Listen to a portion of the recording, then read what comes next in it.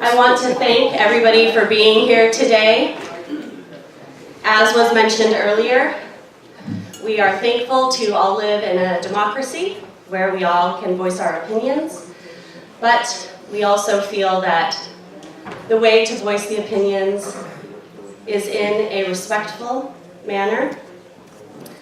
So I hope that we can continue and enjoy this wonderful gathering to commemorate Guru Gobind Singh Ji.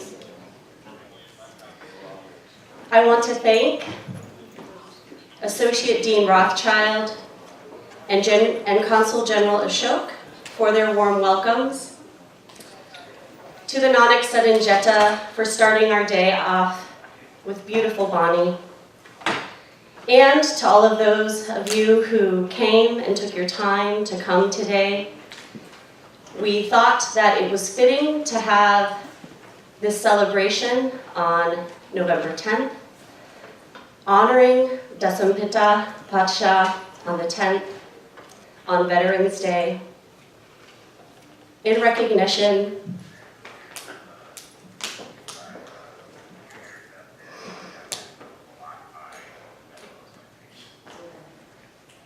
of those who fight tirelessly for freedom, freedom of religion, freedom of speech,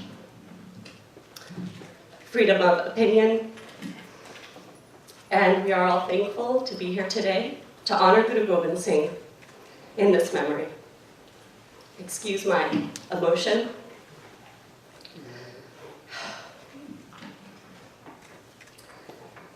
I'm going to drink some water and begin.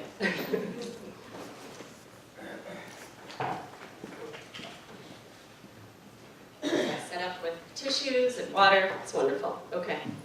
And I would also like to thank everybody who made this conference possible today. To LMU, the Sikh Sangat of Southern California, and our core production team, Dr. Sahotaji, Inder Singh, Raman Chada, Paljit Tour, and Kirtan Singh. This conference is the third one that we've had here with the Sikh and Jain Professorship. We've also had a music and poetics of devotion conference, as well as spiritual warriors, nonviolence, and we had people, international scholars and musicians coming here to LMU to really honor this new professorship, this concept that came into being to bring the Sikh and the Jain communities together in dialogue. Today we are going to hear many scholarly presentations, some poetry recitations, and panel discussions, as well as some more kirtan at the end of the day. I hope that you can all stay with us. For that, we'll also have a beautiful lunch at noon, at 1:30, out in St. Robert's Grass. So it's just along, you walk down the pathway, and it will be just past the roadway. And we'll be able to sit outside, enjoy the beautiful weather here, and the beautiful space that LMU is. This conference, developed by this professorship, I helped to organize the program itself, and it's put on by this concept of bringing interreligious dialogue and conversation into our Sikh community and the Jain community, bringing these traditions together. And LMU is a very fitting place to do this.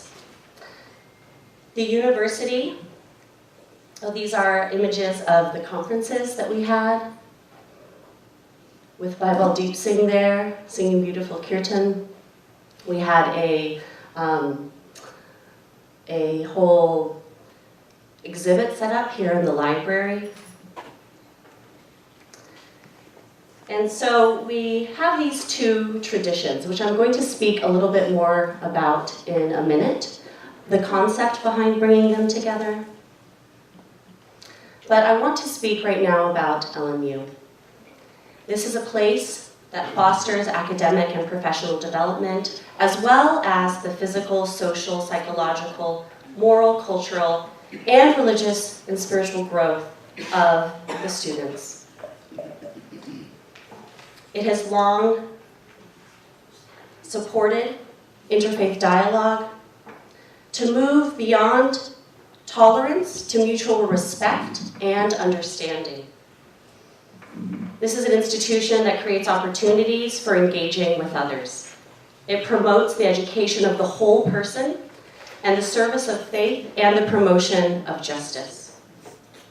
Students in the Sikh and Jain Studies classes are given multiple opportunities to fulfill this mission through the integration of engaged learning, which is part of the core curriculum.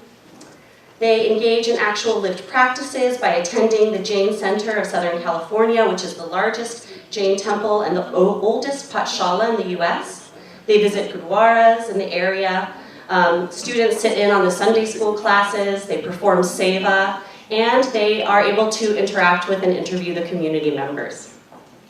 Additionally, students experience firsthand the central practices of these traditions, and they engage in these practices. So currently, students have chosen a practice that they have decided to do for 40 days, and these include practices such as mindfulness, meditation, Nam Simran, selfless service or seva, veganism or vegetarianism, or observing their own calm, krodh, lobh, moh, ahankar, acknowledging our own lust, anger, greed, pride, and attachment, and finding ways that they can themselves overcome these and inculcate positive practices. So some have chosen to practice non-attachment by deleting their social media if they feel like it doesn't serve them, or they have decided to work on their anger. So there are very practical ways that students can choose to engage this real engaged learning, actually engage with the practices that these traditions speak about. And I would like to have one of my students, Jessica, come up and talk about her experience within the Sikhism Warrior Saints class that we have here. Thank you. Sat Sri Akal, everyone. Sat Sri Akal. My name is Jessica Liu. I'm a junior theology major here at LMU, and I'm actually, God willing, going to get my master's in comparative religion. I'm so happy and grateful to be able to have these dialogues here at LMU. It's so important that we promote unity amongst humanity, and both academically and religiously. I'm a volunteer for the Institute of Religious Tolerance, and with my work, I try every day to build bridges between different religious communities and cultures. I was introduced to Sikhism not actually this semester. I was introduced my freshman year, my very first semester here at LMU, by Professor Khalsa in her comparative religion class. And ever since then, my interest has grown, and I decided to take the class based solely on Sikhism.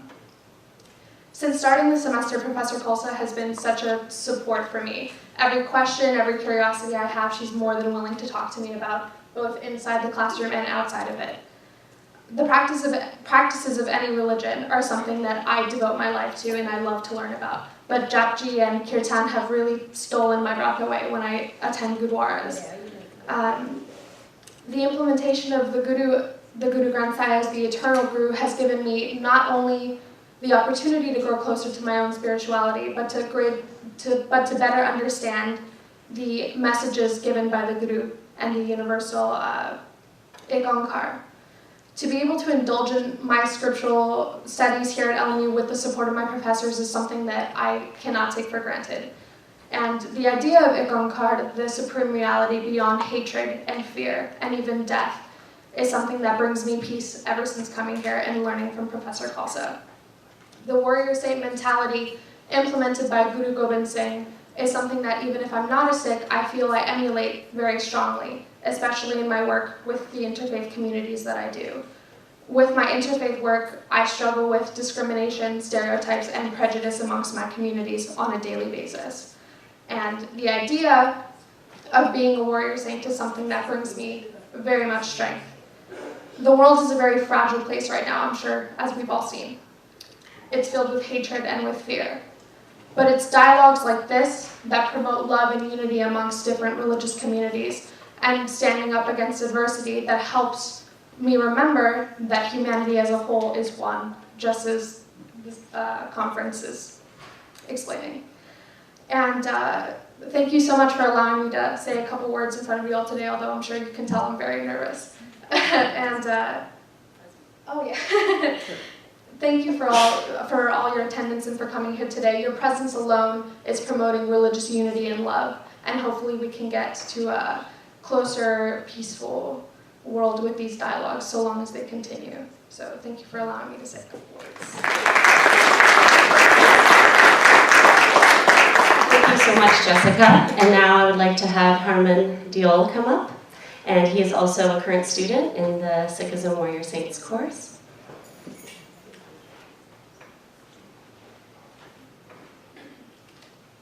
Hello everyone, I'm Harman. I'm a junior at LMU. Alright, there we go. You're a Sikh. What is that? What does it mean to be a Sikh? Growing up in a privileged white neighborhood, these are the questions I was always asked while I was growing up. I never really had a good answer. And because I did not have a good answer, I never really cared to identify with Sikhism. However, once I realized LMU offered a Sikhism course, I decided to search for an answer. As I have taken this course, I have realized how the philosophies of Sikhism have shaped my life and who I am today. My parents have never really forced Sikhism on me, and that because they are not practicing Khalsa themselves. But what I have learned in this course is that Guru Gobind Singh's Khalsa goes beyond the 5 Ks. Guru Gobind Singh's Khalsa is about sacrifice. When he called for his 5 martyrs, he was asking for people that were willing to sacrifice something themselves for something that is greater than themselves. Sacrifice is one of the tenets of Guru Gobind Singh's teachings. Being willing to put someone or something else over your own wants and desires. Guru Gobind Singh's teaching is the final accumulation of what it means to be a Sikh, as he was the last human guru of the religion. But this idea of sacrifice is not new. It goes all the way back to the founding of Sikhism, when Guru Nanak called for his followers to let go of their egos. Sacrifice is the ultimate form of ego depletion. Having learned these teachings of the Gurus, it made me realize that although I did not know much about my own religion, it has shaped who I am today. I have always been taught by my parents to sacrifice what I am now for what I will become later.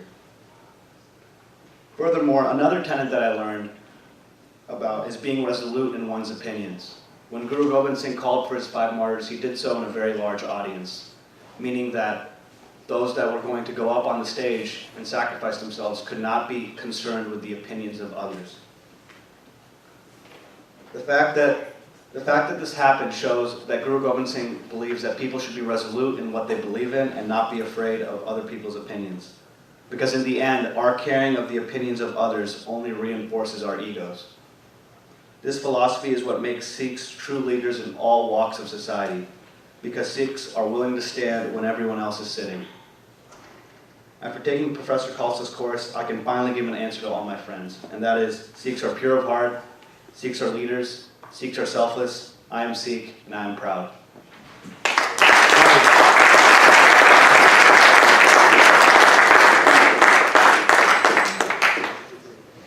Thank you so much. It was really wonderful to hear from the youth, to hear what we are learning, what we all continue to learn, what we continue to strive to learn, how we continue to grow more and learn more within our own faith traditions and as Sikhs.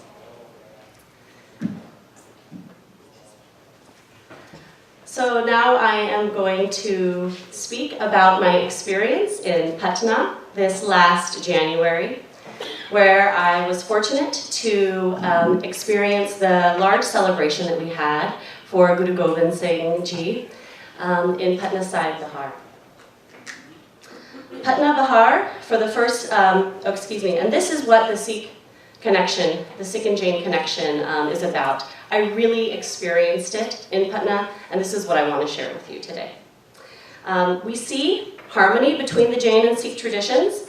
Jainism is arguably the most ancient Indian religious tradition, and Sikhi, which began in 1469 with the first Sikh Guru, Guru Nanak, is one of the most recent.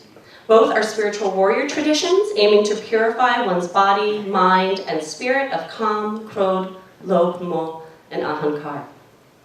Jainism is dedicated to letting others live, the practice of ahimsa, and Sikhi is dedicated to helping others to live, the practice of seva.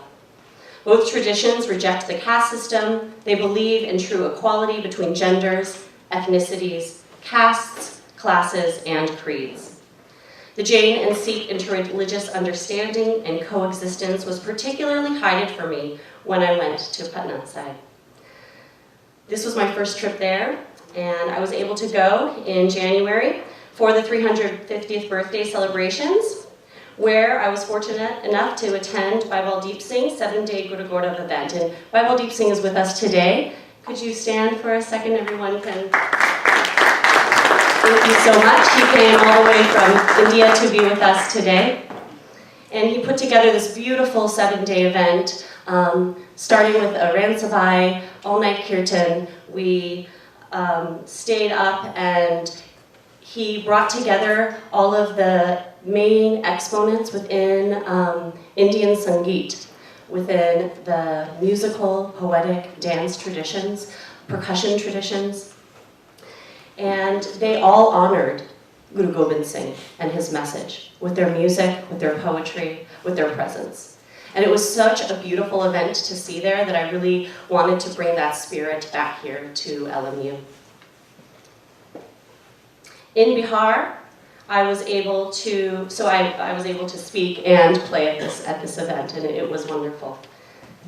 In Bihar, I was able to experience the fertile soil that has birthed a wellspring of religious visionaries, such as the 10th Sikh Guru, Guru Gobind Singh, in 1699, and the 24th Jain Tirthankara, Bhagwan Mahavirji, in around 527 BC, as well as Buddhiji around that same time.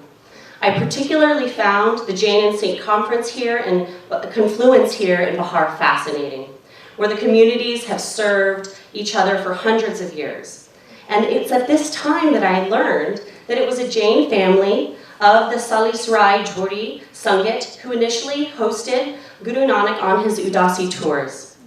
This is the Janamsakhis story of Guru Nanak, where he gave Bhai Mardana a precious stone to sell to the highest bidder, so that they may have money for food. Yes, so this is also the Takht side that you can see. There is the old Jain temple directly next to the Takht side, and I'm going to speak about that a little more. There is this Janamsakhis story about Salis Rai Johri. So Bhai Mardana was given this precious stone so that Guru Nanak and Bhai Mardana may have some food while they were there in Bihar. Bhai Mardana was encouraged to go to the richest jeweler, Salis Rai. From the Patna Sahib website, it notes that Salis Rai was a poet deeply interested in religious literature. It says, when he saw the stone, he was taken aback.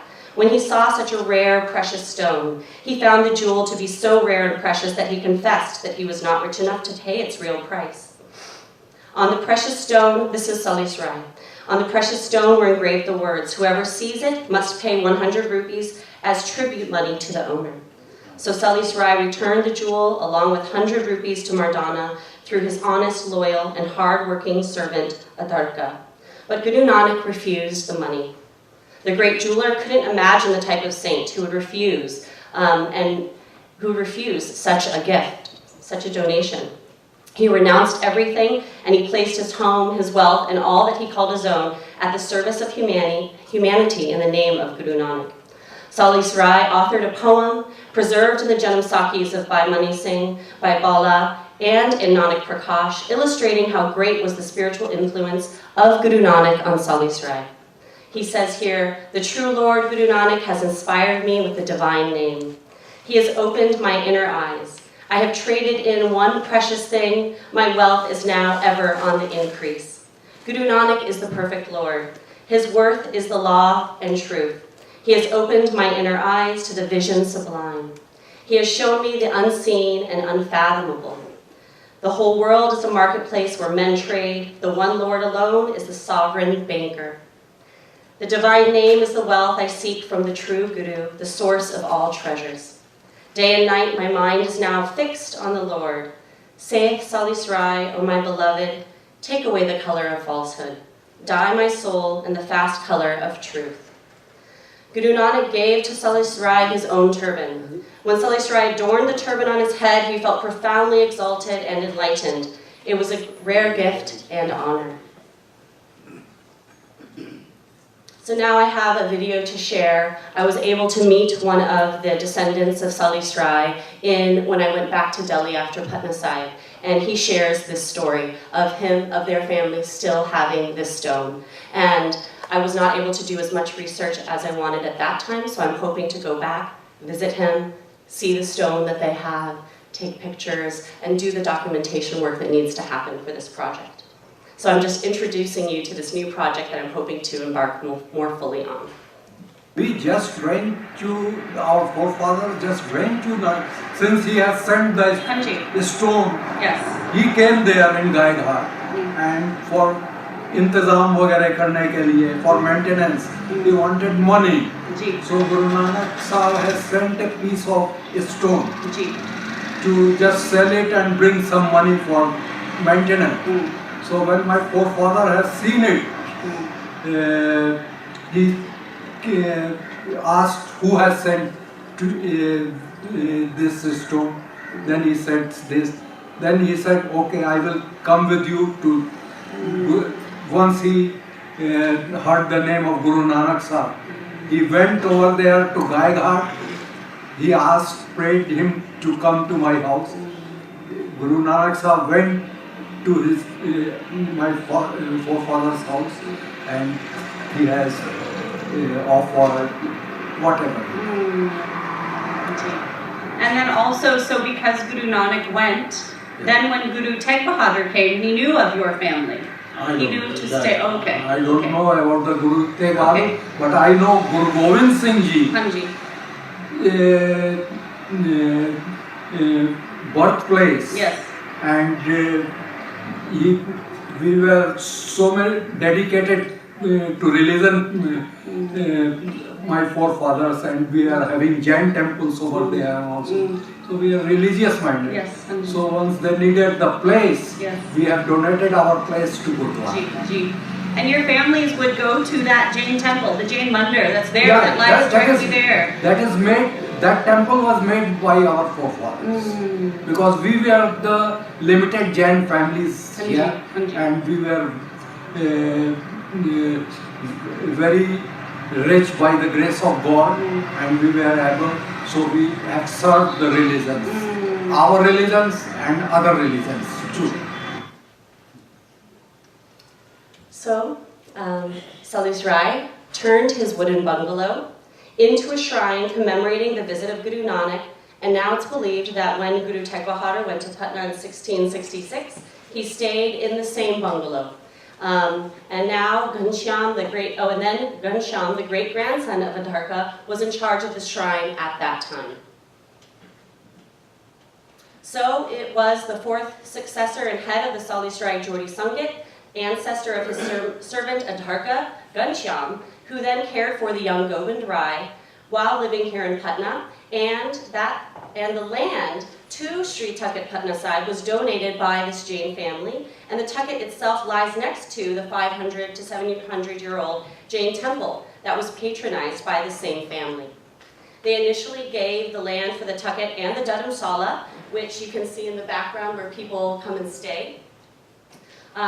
They gave this to be built so that they could build a place for the sangat to come and welcome the new baby Gobind Rai to the community. And my understanding, so while there's still more research to be done, my understanding is that the tucket was built on the land, then that was the house that Guru Gobind Singh stayed in, and that the Janamsala was the space that people came and stayed at.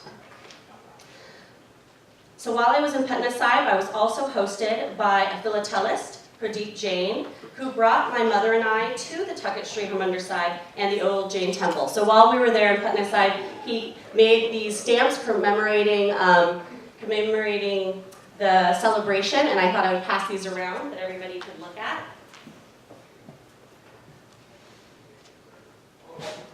So I'm going to share with you our visit to the Takht. This is the heritage Jain temple, 700 years, and Salis Rai palace was next to Jain temple. And the guest house you see on the back side, that was first guest house. When Guru Gobind Rai or Dr. Gobind were coming, Salis Rai gave that space for creating a rest house for all the people coming to offer the respect to Guru Gobind Singh Ji. Guru Gobind Rai was the name because of the Salis Rai and Guru Gobind Rai. And this heritage Jain temple was family of Salis Rai. So this was us standing in line, going to bow inside the complex, and you can see very clearly that the Jain temple is right there. While on his teaching tour, Guru Gobind Singh's father, Guru Tegh Bahadur, had brought his family to Patna to escape the Punjabi political milieu and to spread his message of oneness of God and humanity. When they stopped at Patna, they were warmly welcomed by the local communities of Muslims, Hindus, Sikhs, and Jains.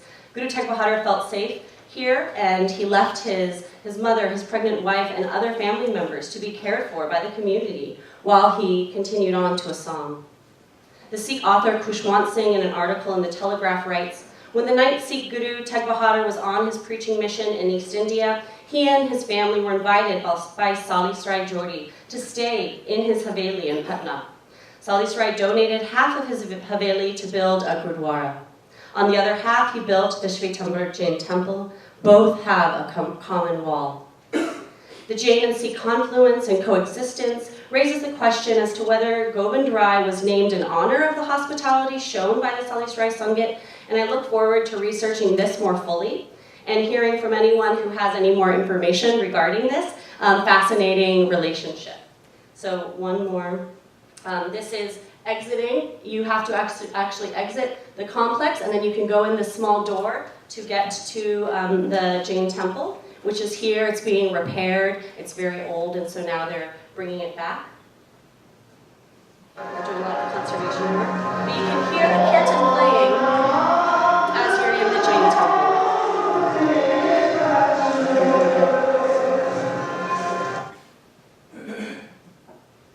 And there's that question then. Is the Rai last name connected?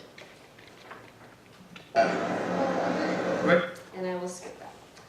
So in closing, I want to speak quickly about this friendship that Guru Gobind Singh fought tirelessly for interreligious freedom, friendship, conversation, communication.